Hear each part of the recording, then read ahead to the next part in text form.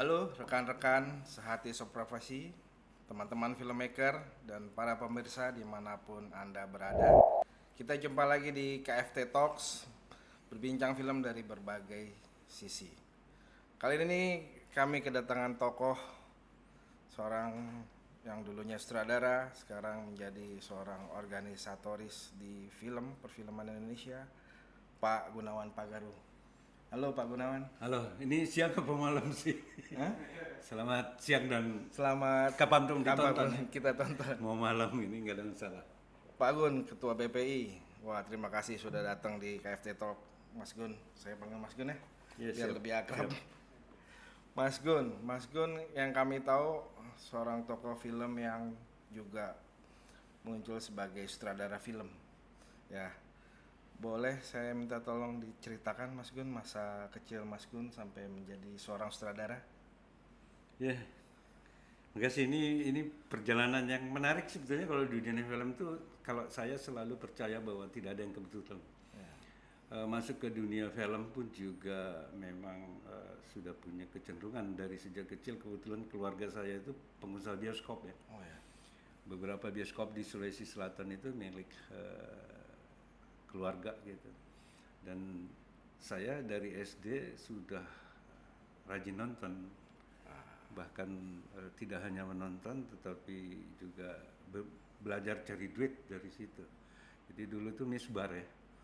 Saya SD itu misbar, saya dengan kenakalan dengan beberapa teman itu, beberapa pagar itu kita bolongin, terus kita suruh orang yang menonton masuk gratis apa bayar gitu. Itu kenakalan. Dan setelah itu agar tidak ketahuan sama Om itu, saya suka nongkrong di proyeksionis. Nah di proyeksionis ini saya banyak tahu tentang film ya. Apalagi kalau film itu putus dan segala macam. Saya di SD itu saya sudah belajar nyambung film dengan pakai aseton gitu ya. Dan itu bermanfaat banget setelah saya terjun di film pada saat menjadi editor. Jadi nyambung film itu bukan sesuatu yang baru buat saya pada saat saya jadi editor gitu. Selain itu saya juga punya pengalaman karena hobi film itu kan terbatas ya. Iya. Jadi suka mengantar film dari bioskop ke bioskop lain dengan jarak yang cukup lumayan. Itu juga pernah saya alami dan pernah mengalami hal-hal yang menurut saya menarik ya. Itu kalau kecelakaan jatuh berantakan itu roll film dan itu keringet dingin. Dan masuk ke industri ini juga pernah saya alami. Umur berapa waktu itu, Pak? Itu udah masuk SMP kalau itu karena udah harus bisa bawa motor kan. Iya. Tapi masuk ke industrinya pun juga pernah saya alami ketika saya menemani Pak Teguh itu after recording kan dulu. Teguh Karya. Pada saat kita dubbing itu saya sudah bisa melakukan looping ya. Sambil orang dubbingnya itu ngisi suara, saya bisa potong itu di proyektor. Karena punya pengalaman dari kecil memang sudah menggulung film apa dan segala macam, dan itu menarik ya. Tahun berapa itu, Pak? Kalau persoalan tadi sama Teguh Karya itu tahun sekitar 85-an ya. Waktu pacar ketinggalan kereta, Dua Tanda Mata. Terkait editing, editing karena sudah terbiasa dari kecil bisa menyambung film, itu juga dilihat mungkin itu ya, dilihat bakat itu oleh Pak Teguh sehingga saya dipercayakan untuk melanjutkan. Salah satu editornya pada saat itu meninggal, Dua Tanda Mata, saya melanjutkan mengerjakan editingnya gitu, karena mungkin dilihat bakat-bakat itu kali ya. Ada, wah ini kok nyambung filmnya udah bener gitu. Orang dari kecil itu kita di bioskop itu sudah terbiasa untuk nyambung. Pada waktu itu umur berapa, Mas Gun? Di mana nih? Waktu Dua Tanda Mata Dua Tanda Mata itu naik menjadi editor ya? ya tamat SMA 82 itu tahun-tahun 85-an lah. 85. Ya. Umur Baru masih muda banget. masih Muda banget. kira-kira mahasiswa ya waktu itu ya? Nah itu pada saat mau masuk IKJ, Iya. masuk IKJ terus kemudian tidak tercapai, akhirnya saya masuk di komunikasi gitu ya. Dan saya kuliah pun juga karena honor, kebetulan itu dipercayakan oleh Teguh Karya untuk menulis skenario, kemudian dapat honor lumayan 500.000 di zaman itu, tinggi ya. Sebagai pemula lumayan dan itu bisa jadi biaya kuliah untuk kuliah. Dan yang paling penting sebetulnya bukan kuliah di perguruan tinggi tapi tinggal di Sanggar itu menurut saya itu wah, itu dahsyat itu. Saya 10 tahun di teater populer, mondok di sana. Dari 85 itu. Ya. 24 jam itu belajar. Kalau di kelas kan ada batasan jamnya. Tapi kalau di situ setiap saat bangun tidur sudah belajar gitu. Apakah Pak Gun di sana menjadi sutradara juga di sana? Nah, ini menarik. Saya jadi sutradara itu kalau menurut saya itu kecelakaan. Kecelakaan. Ya. Banyak yang kecelakaan Ya, ternyata. semuanya ya makanya tapi menurut saya nggak ada yang kebetulan ya. Semuanya itu pasti karena berdasarkan bakat dan sehingga nah ini menariknya tinggal di teater populer itu dengan Teguh Karya betul-betul mengamati bakat-bakat. Saya awalnya masuk ke teater populer itu pengen jadi pemain. Gitu, karena rumah saya dekat, saya main di teater populer, pengen jadi pemain dan itu biasa menurut saya. Merasa ganteng kan? Kita semua merasa ya kan? ganteng. Wah, ini biasanya begitu. Kalau udah merasa ganteng jadi pemain, tapi ternyata nggak punya bakat gitu loh. Nah, Teguh Karya bisa melihat itu. Nah, Teguh Karya melihat itu, nggak pernah saya dikasih peran, cuma sekali. Kasih peran, wah ini nggak berbakat nih anak nih. Akhirnya tapi dilihat bakatnya di sini, justru itu terus dikasih. Nah, ini salah satu yang selalu saya tularkan di kelas-kelas yang kalau saya diundang untuk mengisi satu kuliah umum atau apapun, selalu saya sampaikan. Kita harus mampu untuk memanfaatkan sekeliling kita untuk bisa melihat potensi kita di mana. Supaya itu bisa terjadi percepatan gitu lah. Jangan bertahun-tahun kita di situ, kita nggak punya bakat di situ, tapi bertahun-tahun nekunin itu buang-buang waktu. Justru harus salah satu tips yang selalu saya sampaikan adalah itu, manfaatkan. Kalau ada orang di sekeliling kita, di teman-teman kita selalu minta bantuan sesuatu yang itu artinya Anda tuh punya bakat di situ. Nah itu digali tuh potensinya. Nah kalau potensinya kan terjadi percepatan. Itu yang selalu masuk, gunakanlah mesin turbo kalau untuk pengen lebih cepat. Kalau enggak ya nanti akan pakai solar terus nggak nyampe-nyampe itu. Itu sih satu hal dari Pak Teguh Karya almarhum yang bisa kita jadikan contoh tuh ya. Teguh Karya itu makanya kalau lihat film-filmnya anak-anak baru mulai pun masuk di situ yang direkrut sama dia, baik pemain, kru dan segala macam itu biasanya langsung jadi. Karena memang dilihat bakat itu nggak sembarangan dia. Gitu. Saya maaf aja, saya sebagai editor di Dua Tanda Mata langsung nominasi loh. Padahal belum ngerti apa-apa itu. Padahal waktu itu menggantikan orang yang memang, nah ini juga penting. Momentum itu teman-teman harus memanfaatkan karena momentum itu biasanya tidak berulang. Nah itu momentum itu dimana pada saat saya diminta untuk melanjutkan kerja almarhum gitu, wah langsung saya ambil dan saya belum sadar bahwa ternyata momentum itu harus betul-betul ditangkap nih gitu. Kalau enggak kita kelewatan karena belum tentu bisa berulang, bisa diambil orang gitu kan. Waktu itu saya belum sadar, tapi sekarang ini saya sadar, iya kalau saya nggak tangkap waktu itu saya nggak jadi editor tuh. Kalau saya nggak tangkap pada saat itu saya nggak akan jadi penulis skenario tuh, termasuk sutradara. Gitu. Nah pada saat kalau sutradara itu sama, tiba-tiba saya diminta untuk menyutradarai film dokumenter. Karena ada permintaan dari pemerintah daerah, akhirnya saya jalankan. Ya nggak tahu, mungkin Pak Teguh melihat ini punya bakat nih kan gitu ya, kita nggak tahu. Tapi saya jalanin itu dengan sendiri dan film pertama saya Pacu Jalir itu langsung masuk nominasi juga tuh.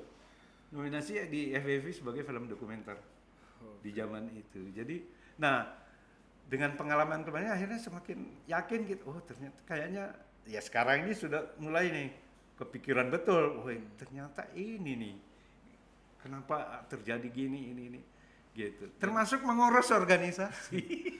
Dedikasi, integritas dan momentum ya. Kita harus bisa jeli di situ ya Pak ya. Yang jelas gitu kalau saya berdasarkan pengalaman saya bahwa teman-teman itu harus sudah belajar dari pengalaman-pengalaman senior ataupun orang-orang yang lebih dulu menekuni bidang itu, kenapa dia bisa sukses, kenapa ini stuck gitu, apa masalahnya itu dipelajari. Nah, kalau dia ini memang ini kayaknya dia suksesnya karena cara ininya, ya coba dipelajari.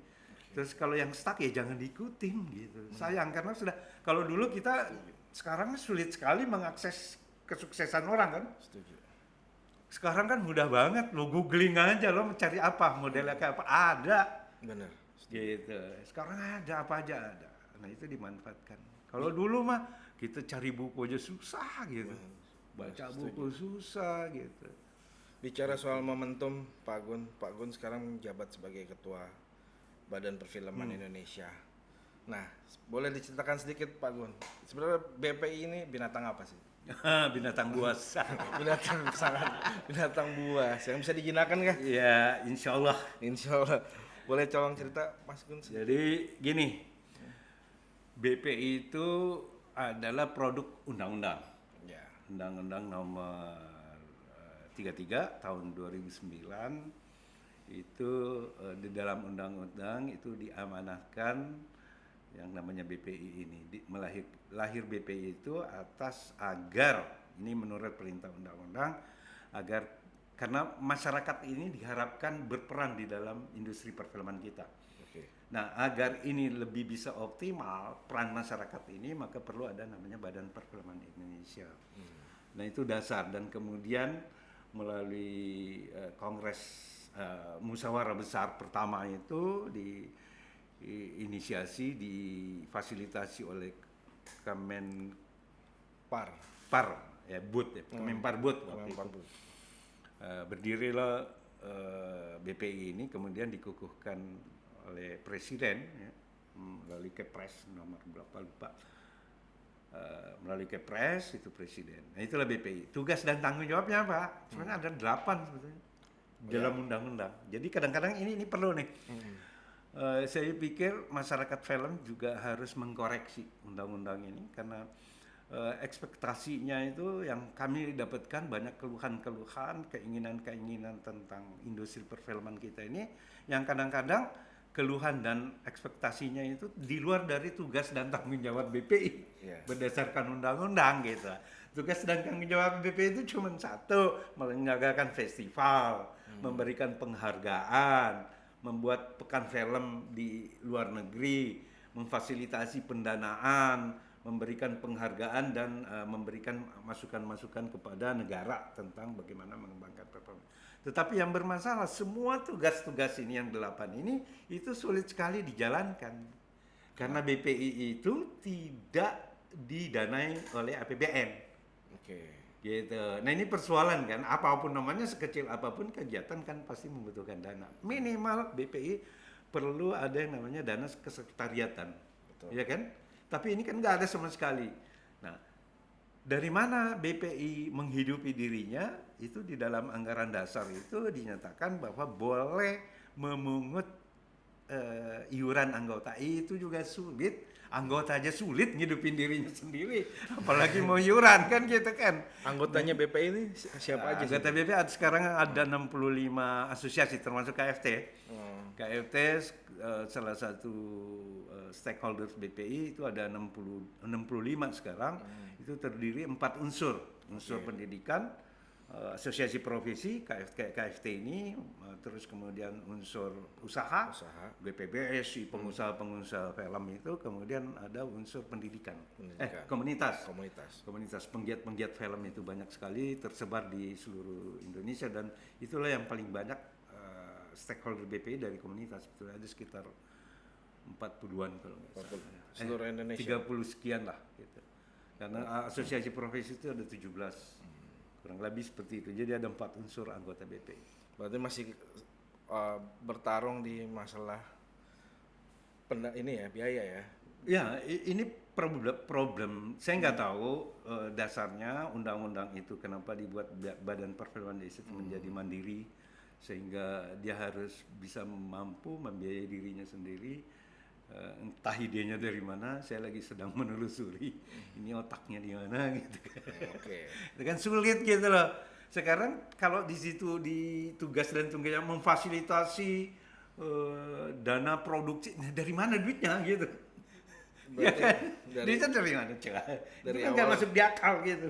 dari awal pembentukan ADRT-nya berarti ya bisa Bukan, jadi. itu bukan ADRT undang-undang. Dari undang-undang Ya, Oke. ADRT itu mengikuti undang-undang.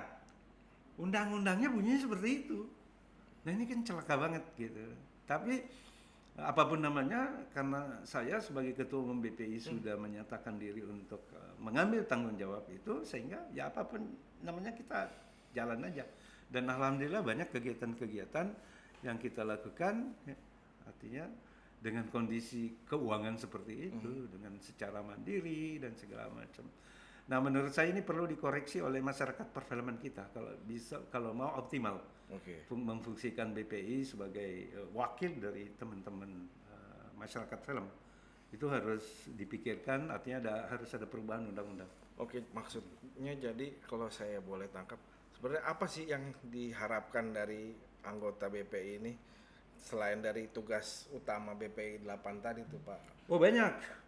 Satu, pertama kita perlu artinya gini, bagaimana membangun ekosistem perfilman. Oke. Ya, ekosistem perfilman kan tadi unsur-unsur itu harus dihidupkan. Terus bagaimana menumbuhkan perfilman kita tidak hanya berpusat di Jakarta. Ya.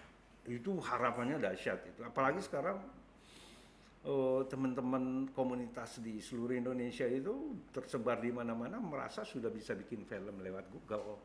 Ini kan harus di harapan-harapan banyak yang pengen difasilitasi dan segala macam.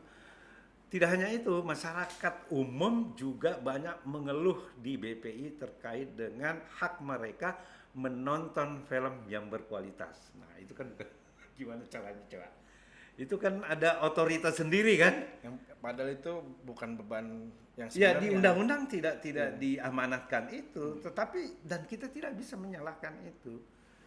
Saya pernah diminta untuk menjadi salah satu bukan narasumber ya, tetapi salah satu karena ada keluhan tentang keluarga orang tua terhadap apa yang yang ditonton oleh anak-anaknya di platform digital.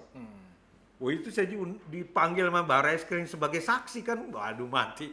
Ini apa urusannya kan? Tetapi menurut saya itu harus dilayani gitu loh. Paling tidak ya bukan tugas utama kita, tetapi sebagai bangsa, sebagai ini kita harus ikut bertanggung jawab ya sebagai masyarakat film yang harus juga menjaga marwah masyarakat film itu sendiri terhadap masyarakat penonton kita. Itu harus saya layani. Saya dipanggil Barreskrim itu salah satu contoh. Banyak sehingga di dalam usulan draft perubahan undang-undang ini sepertinya BPI harus juga berfungsi sebagai pengawas. Itu yang lagi sedang mau kita usulkan. Artinya ada yang monitoring. Sekarang kalau disensor sudah keluar umur 17, terus masuk di bioskop, terus ada anak 13 atau 10 tahun nonton, siapa yang ngawasin? Terus mereka mau laporan di mana? Ya. Kalau ada terjadi gitu, masyarakat mau melapor kemana? Nah ini saya pikir BPI harus difungsikan juga sebagai salah satu pengawas dan memonitor hak-hak masyarakat. Ini kan hak masyarakat sebetulnya. Artinya perlu dipikirkan betul undang-undangnya ini. Artinya sebagai fasilitator menurut Mas Gun, BPI ini seharusnya bagaimana? Nah ini di dalam kepengurusan saya mencoba untuk bahwa BPI itu harus berfungsi sebagai integrator. Contoh, industri perfilman kita tidak akan pernah maju, ini saya nyatakan, tidak akan pernah maju apabila banyak kementerian-kementerian yang terkait dengan perfilman itu tidak dilibatkan. Oke, contoh, KFT mau ribut kayak apapun terkait dengan perlindungan ketenaga kerjaan, kalau tidak melibatkan Kemenaker, jangan pernah mimpi. Karena ranah perlindungan itu adanya di Kemenaker. Nggak bisa di Kemenkebut, nggak bisa di Kemenekraf. Ranahnya nggak di situ, sehingga kita harus berhubungan Kemenaker. Satu ya. Dua, jangan pernah bermimpi memajukan industri perfilman kita di daerah-daerah kalau tidak melibatkan yang namanya Kemendagri. Itu Kenapa, pasti akan bermasalah. Karena otoritasnya udah berbeda. Undang-undang perfilman kita bertentangan dengan undang-undang otonomi daerah. Oke. Di otonomi daerah, persoalan pengembangan perfilman di daerah itu dihapus. Pemerintah daerah tidak punya tanggung jawab, tidak diberi tanggung jawab untuk mengembangkan industri film ini di daerah. Ya kan? Semuanya dilepaskan ke pusat. Oke. Kepada Undang-Undang Nomor 33. Masalahnya apa? Artinya menutup peluang untuk membuka lapangan kerja di daerah yang terkait dengan film. Ini gitu. Ngerti. Berarti itu jadi urusannya harus ke Mendagri Wah, gitu. ini kayak Kemendagri. Terus mau bicara dengan kemarin kita baru saja melaksanakan yang namanya FGD anti pembajakan. Mau ngomong soal pembajakan itu adanya di digital sekarang. Di era digital itu semakin marak. Kalau zaman dulu kan DVD yang dibajak. Ya. Sekarang udah berubah. Nggak mungkin orang membajak lagi DVD. Teknologi. Yang dibajak ya udah lewat platform digital, internet. Nah sekarang yang punya kewenangan siapa? Komdigi. Komdigi. Nggak mungkin Ekraf menangani itu, nggak mungkin Kemenkebut menangani itu, nggak mungkin Kemenaker menangani itu, nggak mungkin Kemendagri menangani itu. Dan itu bahkan nama Rananya ada di Komdigi. dan Kemhum juga dong. Oke, ya itu di luar dari itu, tetapi kewenangan untuk digital ini kan adanya di yang bisa men-take down itu adalah Komdigi. Oke, sekarang ngomong, nah ini yang terjadi. Ngomong bicara tentang film sebagai soft power diplomasi budaya. Emang siapa yang bisa melakukan itu? Yang bisa melakukan itu Kementerian Luar Negeri dengan lewat KBRI-KBRI-nya. Ya, mereka sebagai Ini nggak pernah kita Ambassador. libatkan. Jadi inilah yang menurut BPI yang harus diintegrasikan. Makanya BPI menjadi integrator, mengintegrasikan kebijakan-kebijakan dari kementerian-kementerian ini yang kemudian dilaksanakan oleh yang namanya masyarakat film. Masyarakat film tadi ada usaha, pendidikan, ada profesi, ada komunitas. Ya. Diintegrasikan kebijakannya apa, ya kan? Ini diintegrasikan oleh BPI. Itulah harus yang dilakukan sebetulnya BPI, gitu. Harusnya tuh ya, nggak sekedar 8 yang dari amanat undang-undang itu ya. Karena kan bagaimana caranya kita bisa memberikan masukan, membuat roadmap. Nah ini juga bermasalah. Tadi barusan memaparkan ini kepada dirjen yang baru di Kemendikbud. Ini nggak akan mungkin. Kita tidak akan pernah bisa mengukur keberhasilan industri perfilman kita, apakah itu dilihat dari perspektif ekonomi atau budaya, selama kita tidak punya roadmap-nya. Negara mau kemana sih? Industri perfilman kita ini mau dibawa kemana? Mau dibawa ke Bogor? Ya kan? Kalau mau ke Bogor, mau lewat tol apa mau lewat jalan raya Bogor? Kan harus. Atau mau ke Bogor atau mau ke Solo gitu kan? Jangan mau ke Solo tapi lewat jalan raya Bogor, ya nggak nyampe. Karena nggak punya roadmap. Mau gitu. ke Hollywood atau mau ke Kremlin ya, nih? Kebijakannya jadi harus jelas gitu. Kebijakannya. Nah, kalau lihat di undang-undang dasar kita, di undang-undang perfilman kita, itu ininya tuh ada dua yang harus betul-betul diperhatikan dan harus di-blend. Ada di undang-undang dasar kita di pasal 32 itu bicara tentang kebudayaan. Oke. Ya. Di pasal 33 bicara tentang ekonomi. Ini harus di-blend. Nggak mungkin. Sampai kapan kita mau bikin film terus nggak pernah berharap bisa bikin film berikutnya. Nah, bagaimana kamu bisa bikin film berikutnya kalau tidak menghasilkan? Dan ini balik lagi saya punya pengalaman empiris terhadap ini. Saya pernah produksi jadi produser film, ya kan? Tidak pernah berpikir soal ekonomi, yang penting gue eksis gitu kan. Gue bikin film dan benar.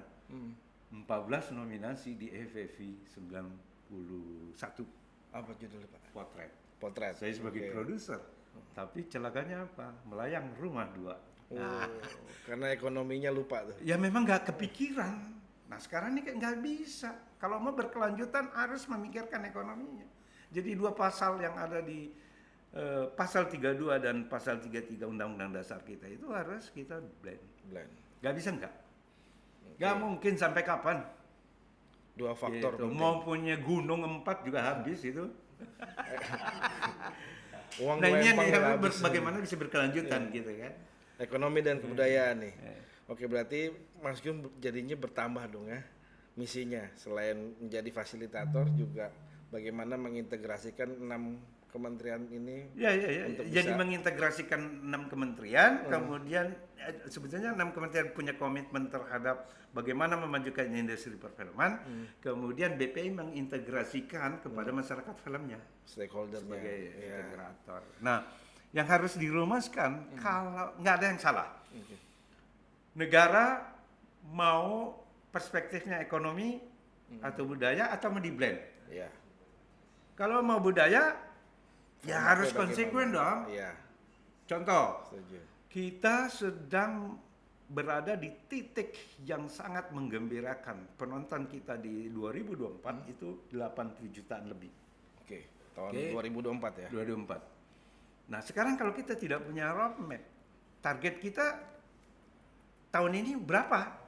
Apakah bisa Apa yang bertahan? harus dilakukan itu kan nggak jelas, nggak bisa. Apa harus bertambah Nah, gitu? terus yang perlu dievaluasi lagi, 80 juta itu hasil siapa? Hasil negara, pemerintah, Atau pengusaha? atau biasanya sih pengusaha itu Iya.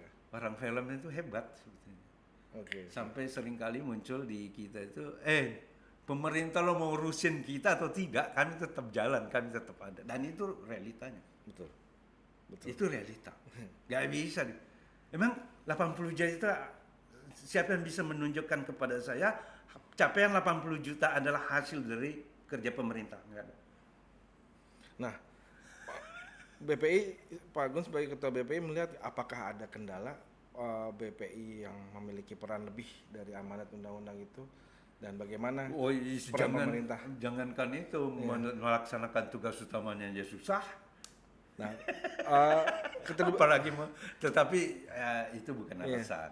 ya sampai sekarang ini bagaimana proses Pak Gun untuk pendekatan dengan pemerintah lagi? Ya, bagaimana keterlibatan mereka sekarang?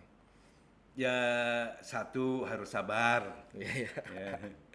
Harus mencoba untuk melepaskan Iya. diri dari kepentingan-kepentingan pribadi.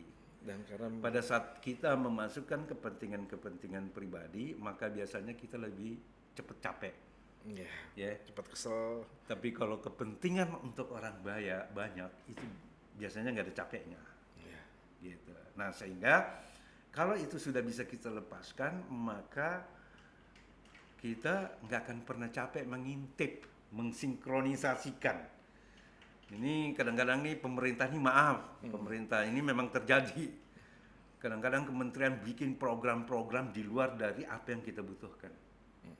Nah inilah fungsi kita kemarin itu saya mencoba mengintip beberapa program-program pemerintah. Oh bikin program ini, oh kalau gitu bisa nggak di-adjust lagi supaya ini sinkron dengan kebutuhan kami nih. Masalahnya apa? Kalau Anda hanya mengejar output, ya kan? Output berapa? 100 orang datengin, bikin program ini, selesai bungkus. Itu kami tidak mendapatkan Nggak manfaat dari situ. Nah, kita just saja. Anda terselesaikan masalah Anda, kami juga outcome-nya ada gitu loh, bermanfaat. Itu yang selalu saya lakukan sehingga ya alhamdulillah ya banyak program-program yang sangat bermanfaat menurut orang, bukan menurut saya. Artinya pemerintah juga welcome ya. Pemerintah itu sederhana sebetulnya. Makanya saya bilang kita harus hadir. Harus yang aktif. Harus ya. hadir, aktif, mengintip. Tapi itu bisa dilakukan kalau persoalan tadi itu didahulukan adalah keikhlasan, tidak ada kepentingan pribadi gitu. Benar. Selama kepengurusan di BPI, sebelum saya jadi ketua umum saya sudah ini bukan ini, tapi itu terasa manfaatnya. Melahirkan 14 permen tentang standar. Melahirkan 14 apa? Standar. 14 standar. Apa itu? Permen. Peraturan Menteri Standar Kompetensi, dan itu kita harus berterima kasih kepada KFT. Itu tidak akan mungkin bisa lahir kalau nggak sama KFT. Terima Terus kasih. Nah, itu waktu periode Mas Gun kan? Oh ya, Enggak, ini karena KFT itu apa aja ada. Oke. Ya. Mau nanya apa profesi di KFT yang tidak ada? Gitu. Ada semua, sehingga itu bisa mengambil satu keputusan-keputusan yang kemudian diakui oleh asosiasi lain. Itu salah satu yang paling penting. Wah ya, Pak? itu penting Pak. Kalau nggak KFT menurut gue sulit sekali. Termasuk mendirikan LSP itu kalau nggak KFT nggak mungkin. Oke. Itu terbukti kok. Karena kan Enggak, yang lain profesi kan banyak banget. Ada 99 profesi yang sudah diakui oleh negara di industri film kita. Sementara maaf kata yang lain cuman satu bidang Ya, satu aja. bidang, satu profesi. Iya, iya. Makanya Contoh umpamanya, nih maaf, editing, ada IFDC, Inafet, Iya. itu nggak ada asisten. Kita ada ya. Ada, Oke. apalagi coba kamera, Iya. ada ICS, Iya. ya kan? Memang ada asisten di situ profesi nggak ada, yang ada di KFT. Gitu. Itu salah satu yang paling Ya penting. salah satu menguntungkan sehingga bisa lahirlah keputusan Menteri 14 SKK ini itu. Kalau nggak sulit, pasti sulit. Karena perlu ada kesepakatan kan, yang bisa dilegitimasi oleh Menteri untuk bisa dikeluarkan peraturannya. Gitu. Berarti perjuangan BPI memang nggak sebentar berarti ya. Karena merubah undang-undang aja memang perlu mekanisme yang panjang juga kan ya, Pak. Oh ya, kalau itu sebetulnya itu bukan tugas BPI, tetapi BPI lagi sedang menginisiasi agar undang-undang dirubah. Tadi termasuk bukan hanya penguatan BPI, tetapi ada banyak sekali yang harus diatur di dalam undang-undang terkait dengan eksibisi, terkait dengan pengembangan SDM, semuanya, ekosistem harus benar, perlindungan hak cipta, semuanya itu harus. Contoh nih, umpamanya kita berkoar-koar tentang, saya merasakan betul berkoar-koar tentang perlindungan ketenaga kerjaan. Itu kan persoalan. Iya. Itu harus clear gitu. Terus kita sudah setengah mati gitu loh untuk ada standar, tetapi tidak diberlakukan. Itu kan persoalan juga. Iya.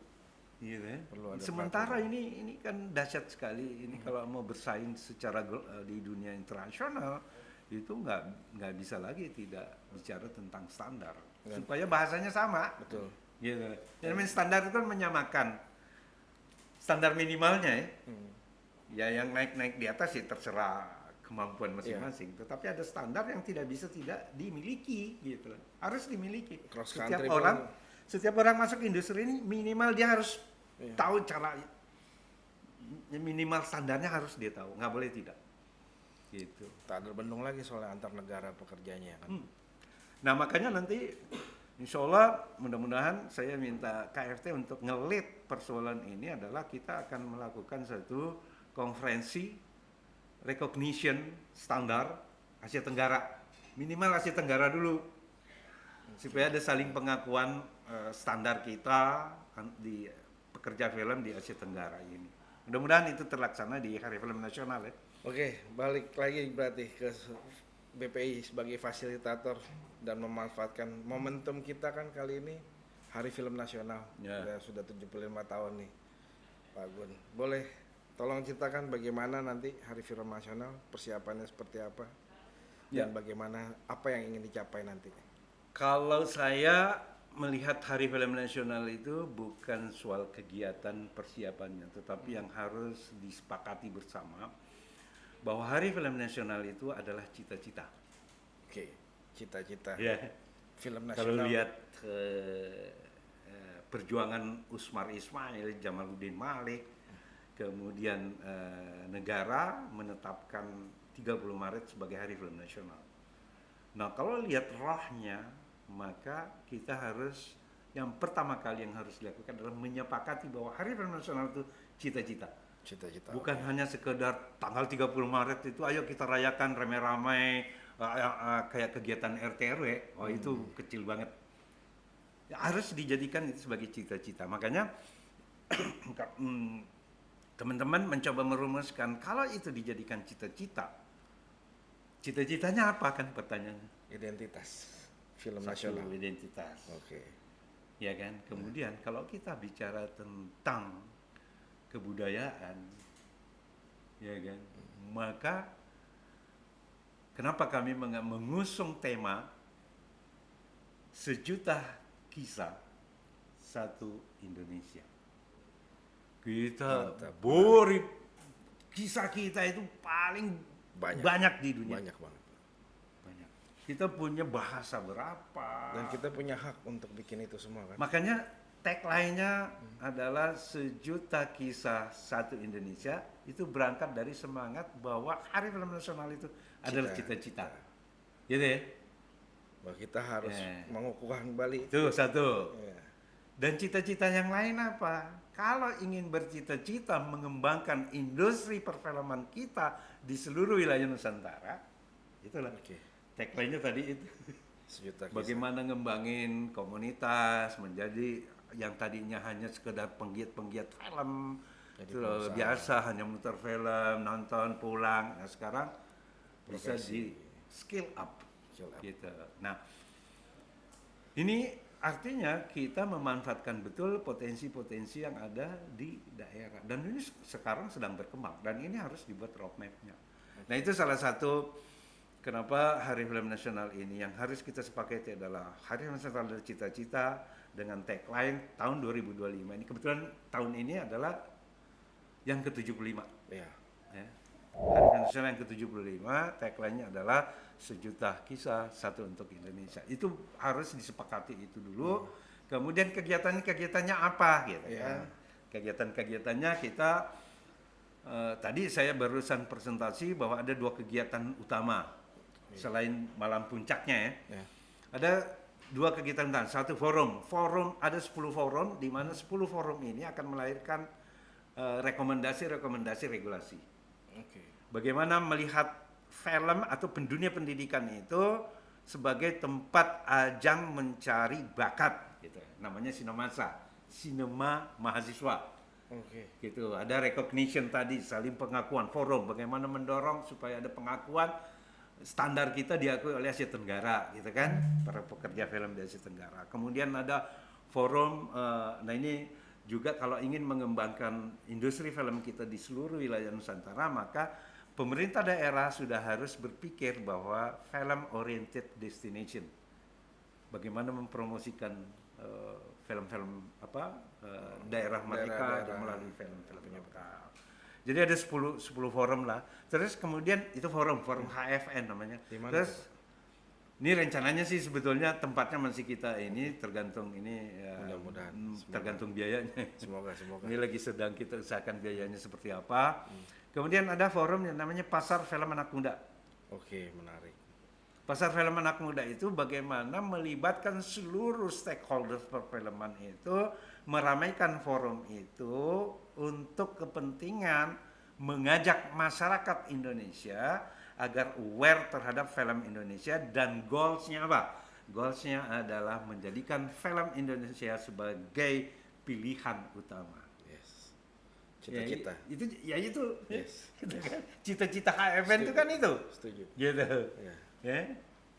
Hari Film itu adalah cita-cita kan. Cita-citanya adalah, nah ini baru bisa terwujud yang selama ini hanya sekedar menjadi wacana-wacana. Menjadikan film sebagai tuan rumah. Lo nggak ngapa-ngapain gimana tuan rumah? Apa yang lo lakukan sehingga itu bisa menjadi tuan rumah? Ada tamu, lo nggak siapin roti, ini menjamu tamunya dengan baik, lo tuan rumah, jangan-jangan lo jadi tamu. Itu dia. Tamunya bawa singkong, lo makan singkongnya dia. Ya kan? Padahal itu buat keluarganya di rumah. Gitu. Nah ini benar-benar gerakan-gerakan seperti ini, Pasar Film Anak Muda ini adalah, dan ini kita berat, tapi mudah-mudahan bisa terlaksana. Amin. Saya berharap itu Pasar Film Anak Muda tidak hanya dilakukan di Jakarta, tetapi di beberapa daerah, karena kan ini penting. Gitu. Bagaimana masyarakat film Indonesia, masyarakat kita itu aware terhadap film nasional dan menjadikan film Indonesia sebagai pilihan utama untuk menonton. Itu harus goalsnya itu. Setuju. Gitu. Kalau sekedar merayakan apa ini? Itu yang terjadi selama ini. Seremonial aja yang terjadi. Dan uang negara yang dihabiskan untuk itu selama ini nggak dikit, gitu. Nggak sedikit. Kenapa? Nggak ada konsep. Tidak menjadikan Hari Film Nasional itu sebagai cita-cita.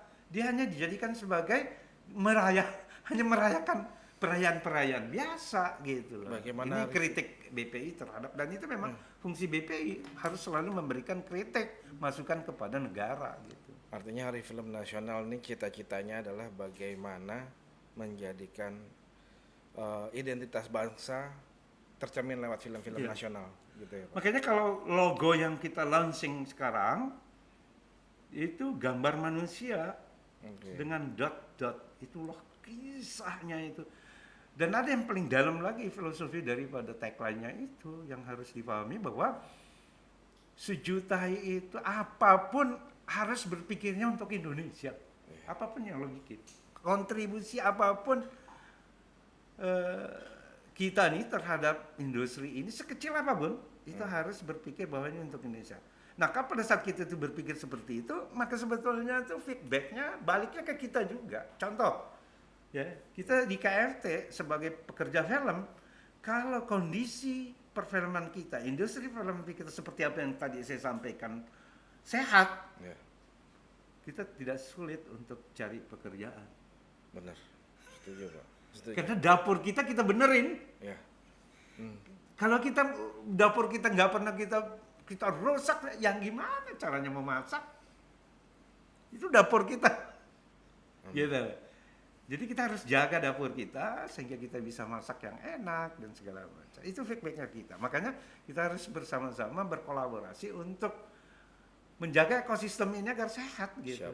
Produser harus sehat, ya kan? Produser juga harus memikirkan. Nah ini kadang-kadang nih, produser juga harus memikirkan pekerjaannya sehat supaya bisa optimal menggunakan memanfaatkan kemampuan kompetensi pekerja filmnya dan menghasilkan sebuah film yang baik dan film kamu itu bisa menghasilkan.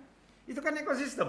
Nah, selama ini kan yang selalu kita pikirkan mikirin diri sendiri. Ya, dan itu Ya kan? jadinya. Terserah lo mati deh, lo kerja 24 jam terserah deh gitu kan. Tapi kan nggak Ini panjang. kan jadinya. nggak bagus, nggak sehat. Nggak panjang juga. Nggak sehat. Nah inilah salah satu bagian daripada forum-forum yang akan kita bicarakan, kita rumuskan, dan kalau perlu kita rekomendasikan dan buat satu kebijakan regulasi untuk kepentingan sehatnya ekosistem ini. Siap. Semoga Gitu. Hari Film Nasional. Dan negara sehat, Semoga lancar. Hari Film produksi Nasional. film kita sehat, Oke. pekerja film sehat, usaha sehat, negara sehat, dapat pajak. Iya. Kita sejahtera. Kan Amin. gitu, itu ekosistem loh. Iya, benar. Semuanya sehat. Setuju. Siap. Gitu. Nah, yang terjadi selama ini kan kalau kita lihat kenyataannya, banyak kegiatan-kegiatan yang difasilitasi oleh negara. Maaf, ini kejadian. Iya. Kalau ada yang membantah, monggo ketemu saya kan. Ini kejadian yang hanya bisa dinikmati segelintir. Memang orang film cuma 1-2. Iya. Enak aja. Berapa banyak sih yang terdata Pak? Anggota KFT aja ribuan. Ribuan ya? Gimana? Bisa ratusan Coba ribu. tanya anggota KFT itu, seberapa banyak yang sudah mendapatkan fasilitas pengembangan diri aja. Yang paling gampang deh, nggak usah produksi deh.